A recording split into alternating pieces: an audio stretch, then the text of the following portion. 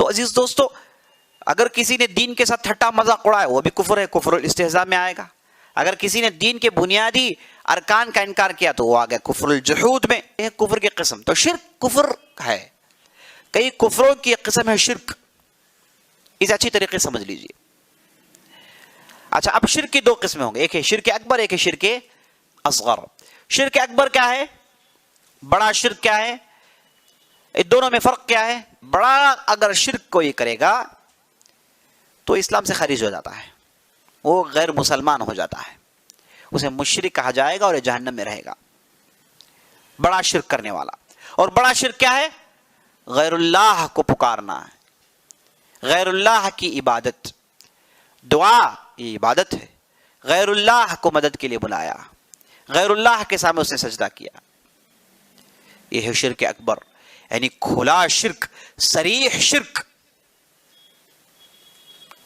یہ ہے شرک اکبر جس سے آدمی اسلام سے خارج ہو جاتا ہے، غیر مسلمان ہو جاتا ہے. اور شرک اصغر سے آدمی اسلام سے باہر نہیں جاتا، وہ مسلمان ہی رہتا ہے لیکن وہ مشرک نہیں کہلوائے گا. دوسرا فرق، شرک اکبر کرنے کے ساتھ آدمی جہنم کا مستحق ہو جاتا ہے، شرک اصغر سے آدمی جہنم کا مستحق نہیں ہوتا. شرک اکبر کرنے سے جیسے اہل علم نے لکھا کہ وہ حلال الدم ہو جاتا ہے، یعنی اگر وہ مشرک بن کے مسلمانوں کا دشمن بن گیا تو اس کا خون بہانا جائز ہوتا ہے. یہ شرک اصغر میں ایسا نہیں ہوتا، حلال الدم نہیں ہوتا. تو سب سے بڑا فرق یہ ہے کہ شرک کرنے کے ساتھ ساتھ آدمی اسلام سے باہر چلے جاتا ہے، وہ جہنم میں رہے گا. شرک اصغر کے ساتھ ایسا نہیں ہوتا. اچھا، شرک اصغر کیا ہے؟ اخوف ما اخاف علیہ الشرک الاصغر. قیل ما ہی یا رسول اللہ؟ قال الریا. نبی صلی اللہ علیہ وسلم کہتے ہیں کہ سب سے زیادہ مجھے جس چیز کا ڈر ہے وہ یہ ہے کہ تمہارے درمیان شرک اصغر آ جائے گا. صحابہ نے پوچھا یا رسول اللہ شرک اصغر کیا ہے؟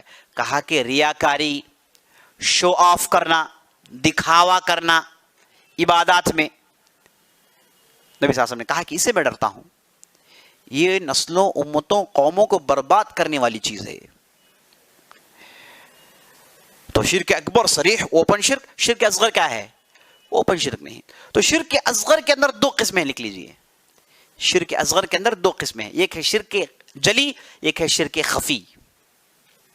ایک ہے شرک جلی، ایک ہے شرک خفی. یہ شرک اصغر کی دو قسمیں ہیں، شرک جلی اور شرک خفی. آسان ہے، کوئی مشکل بات نہیں. شرک جلی کیا ہے؟ دکھنے والا شرک.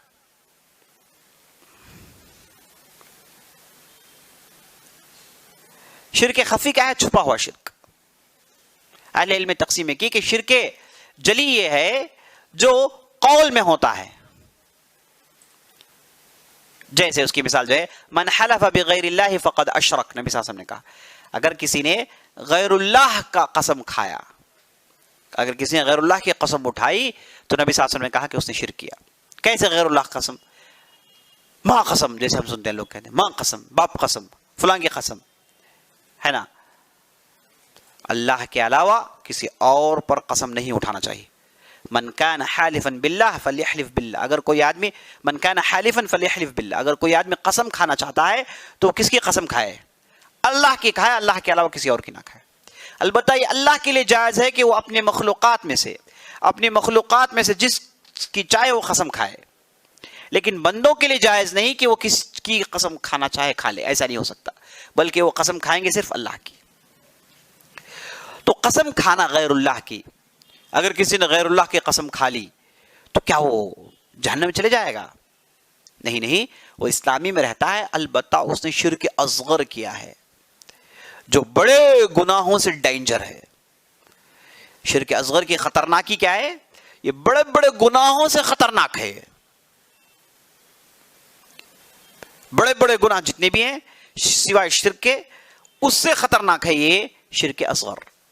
اور یہ غیر اللہ کی قسم اٹھانا یہ شرک اصغر کی قسم ہے جسے شرک جلی کہتے ہیں. شرک خفی کیا ہے؟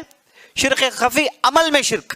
تو قول میں شرک ہو تو جلی، عمل میں شرک ہو تو خفی. یہ دونوں شرک اصغر کی قسمیں ہیں. یہ دونوں شرک اصغر کی قسمیں ہیں. تو آپ کے پاس شرک کی دو قسمیں ہیں، ایک ہے شرک اکبر، ایک ہے شرک اصغر. اور شرک اصغر کی دو قسمیں، ایک ہے جلی، ایک خفی. جلی جو قول میں ہے، خفی جو عمل میں ہے. تو یہ عزیز دوستو شرک کا مختصر خاکہ. چاہے شرک اکبر ہو کہ اصغر، دونوں خطرناک ہیں، دونوں خطرناک ہیں. اور نبی صلی اللہ علیہ وسلم نے کہا کہ میں سب سے زیادہ کس سے ڈرتا ہوں؟ شرک اصغر سے. شرک اکبر تو تم نہیں کرو گے، یعنی اتنے علم والے تو ہیں کہ روک لیں گے، لیکن شرک اصغر سے بچنے والے بہت کم لوگ ہیں. اچھا آدمی، اچھا پڑھا لکھا ہوا آدمی، سمجھدار آدمی بھی اس کے پیر پھسل جائیں گے شرک اصغر میں. وہ ریاکاری کر بیٹھے گا، ہے نا، ریاکاری کر بیٹھے گا. ریاکاری مطلب دکھاوا. جب آدمی دکھاوا کرتا ہے خاص طور پر عبادات میں، تو ہوتا کیا ہے؟ اس کی پوری عبادت اس نے کسی اور کے لیے کر ڈالی. مثال کے طور پر سمجھیے کہ ایک صاحب نماز کے لیے کھڑے ہوتے ہیں. عام طور پر یہ ایسا ہی ہوتا ہے، نماز کے لیے کھڑے ہو گئے، لوگ انہیں دیکھنا شروع کرتے ہیں، تو یہ صاحب اب ان کا معاملہ بڑا ڈاوانڈول ہو جاتا ہے کہ یہ شیطان کہہ رہا ہے کہ لوگ تجھے دیکھ رہے ہیں. اب یہ چاہتے ہیں کہ نماز مکمل کریں. اب یہاں پر دو قسم کے لوگ ہیں. ایک جو اچھے ہوتے ہیں عام طور پر، وہ جلدی جلدی عبادت ختم کر لیتے ہیں، اور شرک ریاہ کی اس شرک سے بچنا چاہتے ہیں، آگے بڑھ جاتے ہیں. اب جو پھسل گئے وہ تھوڑی نماز اپنی لمبی کر دیتے ہیں، رکوع سجدہ. ایک ہمارے ساتھی تھے، انہوں نے ایک چٹکلا سنایا. انہوں نے کہا کہ ایک صاحب تھے تو نماز کے لیے کھڑے ہوئے، 2-3 لوگ پیچھے آ گئے، تو انہوں نے ان کی نماز دیکھ کر تعریف کی، دیکھی ماشاءاللہ کیا اچھی نماز پڑھ رہے ہیں، کتنی لمبی نماز ہے، کتنی رکعات ہے. یہ صاحب کا دل اتنا بھرایا، اتنا بھرایا، اتنے خوش ہوئے کہ انہوں نے رکعت توڑ کر کہا کہ آج میں روزہ بھی ہوں. رکعت توڑ کے کہا کہ آج میں روزہ بھی ہوں، اس کی بھی تعریف کر دیجیے آپ. یعنی یہ وہ لوگ ہیں جن کے پیر شروع ہی میں پھسل جاتے ہیں. اچھا، دونوں غلط ہیں. یہ جو صاحب، جو نیک آدمی جنہوں نے اپنی نماز کو بالکل مختصر کر ڈالی اور اپنا دامن چرا کے نکل گئے وہاں سے، یہ بھی غلط ہیں اور وہ بھی غلط ہیں. تو پھر کرنا کیا ہے؟ کرنا وہی ہے جو یہ کرنا چاہتے تھے ان کے پہلے، ان کے دیکھنے سے پہلے جو کرنا چاہتے وہ کنٹینیو کریں.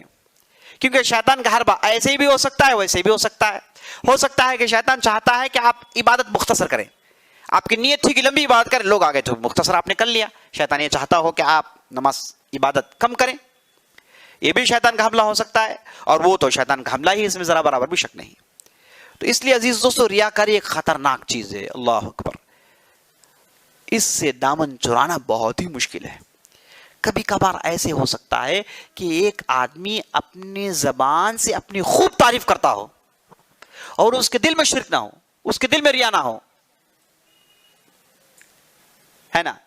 اپنی تعریف کر رہا ہے، وہ اس لیے کر رہا ہے تاکہ لوگ اس پر عمل کریں. اس کے دل میں یہ بات ہے کہ لوگ مجھ سے ایگزامپل لے اور وہ خود عمل کرے اس پر.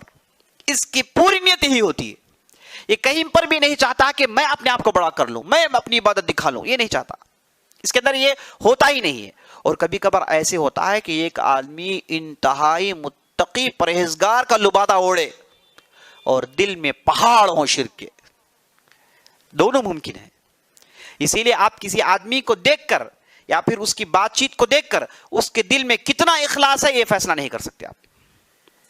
بہت مشکل ترین چیز ہے، بلکہ ناممکنات میں سے ہے. لوگوں کے سینوں کو چیر کر دیکھنا یہ ہم سے ممکن نہیں ہے، یہ ہو نہیں سکتا. تو اس لیے عزیز دوستو یہ انتہائی خطرناک چیز ہے. اس میں بڑے بڑوں کے پیر پھسل جاتے ہیں. اور یہ ایسا شرک ہے جسے کہتے ہیں شرک طاری ہونے والا شرک. ٹیمپرری شرک ہے، تھوڑی دیر کے لیے آئے گا اور بعض لوگوں کے دلوں میں گھر کر جاتا ہے. بجلی کا جو شاک ہوتا ہے کبھی کبھار انسانوں کو مار دیتا ہے نا. ایک بجلی کا کڑک گر جائے آدمی مر جاتا ہے کبھی کبھار. وہ ایسے ہی ہے. کبھی کبھار یہ ایسا حملہ ہوتا ہے شرک اصغر کا کہ آدمی کی پوری توحید ختم، پورا اخلاص ختم. اب اس کے پاس کچھ بھی تھا ہی نہیں. کئی سالوں کی محنت اس کی پانی میں چلی گئی. 50 سال 60 سال کی عبادت پوری پانی میں چلی گئی ایک شرک اصغر کی وجہ سے. تو اس لیے اس تعلق سے آدمی کو بہت بہت محتاط رہنا چاہیے اور اللہ سے دعا کرتے رہنا چاہیے. اللہم انی اعوذ بک ان اشرک بک لما اعلم واستغفرک لما لا اعلم، یہ شرک اصغر سے بچنے کی بہترین دعا ہے، اسے ضرور یاد کر لیں آپ. اللہ میں تجھ سے پناہ مانگتا ہوں ان چیزوں میں جس پہ میں نے شرک کیا، جو میں نہیں چاہتا تھا. ہے نا، بہترین دعا ہے. تو آدمی کبھی نہیں چاہتا لیکن اس کے پیر پھسل جاتے ہیں، زبان سے ایسے الفاظ نکل جاتے ہیں، ایکشنز ایسے ہو جاتے ہیں کہ آدمی وہاں پر پھسل جاتا ہے. تو اس لیے نبی صلی اللہ علیہ وسلم نے کہا کہ یہ انتہائی مصیبت دہ چیز ہے، آدمی ریاکاری میں پھنس جائے. تو یہ عزیز دوستو مختصر خاکہ ہے شرک کا.